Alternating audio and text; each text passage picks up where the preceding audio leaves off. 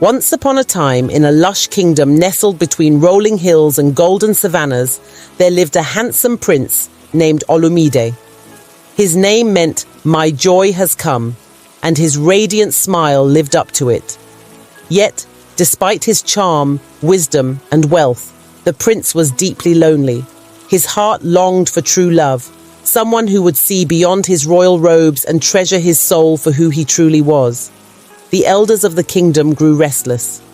"Prince Olumide," they said, "you must marry. A king's strength lies not only in his power, but in the queen who stands by his side." But Olumide had no interest in shallow beauty or fleeting admiration. He often prayed, asking God to guide him to the woman destined to be his partner in life and faith. Then one day, as he walked in the palace gardens, inspiration struck, a plan so simple yet so profound that it could only have been whispered by God himself. The ingenious plan. Prince Olumide called his chief advisor and said, "Prepare the royal messengers. Send word to every village and town. I will host a grand feast for all the unmarried women of the kingdom. At this feast, I shall choose my bride." Excitement swept through the land. Women adorned themselves with their finest garments, braiding their hair with beads and gold. Some prepared gifts of silk and spices to win the prince's favor, while others rehearsed songs and dances. All dreamed of becoming queen. But Olumide had a secret test in mind, one that would reveal a woman's heart, not her outward appearance. The test of true love. As the women arrived at the palace, they were each given a single seed by the prince. "Take this seed home," Olumide announced, "and return in 3 months with the plant you have grown. The woman who brings the healthiest, most vibrant plant will become my queen."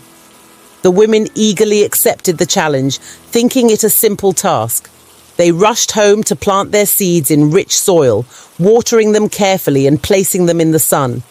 But one young woman named Adanna, whose name meant father's daughter, faced a perplexing dilemma. No matter how diligently she cared for her seed, it did not sprout. Day after day she watered it, prayed over it, and even sang hymns to encourage it to grow. But the seed remained stubbornly barren. Her friends teased her. "Perhaps you lack a green thumb," they said, showing off their thriving plants.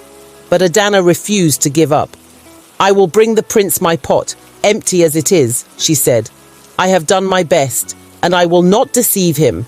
The day of the feast arrived, and the palace was filled with a dazzling display of flowers, vines, and fruit-bearing plants. The air buzzed with anticipation as each woman presented her thriving greenery to the prince. But when it was Adanna's turn, she stepped forward holding a plain clay pot filled only with soil. A hush fell over the crowd. Whispers of pity and ridicule spread like wildfire. Olumide approached her with a gentle smile. "Adanna, why have you brought me an empty pot?" She bowed her head and said, "My prince, I planted the seed you gave me and tended to it with all my heart, but it did not grow. I cannot explain why, but I offer you the truth and nothing more." At that moment, the prince's face lit up with joy. He turned to the crowd and declared, "This is the woman I will marry." Gasps of disbelief filled the hall. "But why?" the others asked. Olumide raised his hand for silence.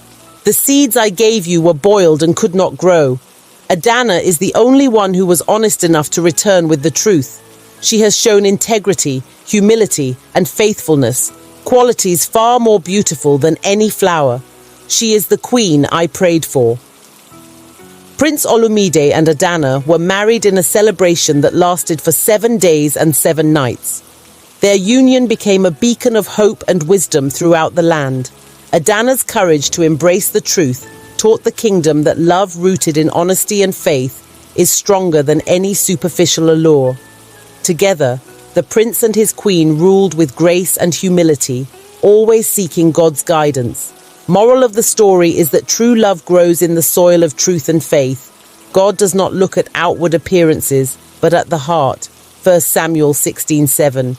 Just as Adanna trusted God and chose integrity, we too must trust him to guide us toward his perfect plans for our lives.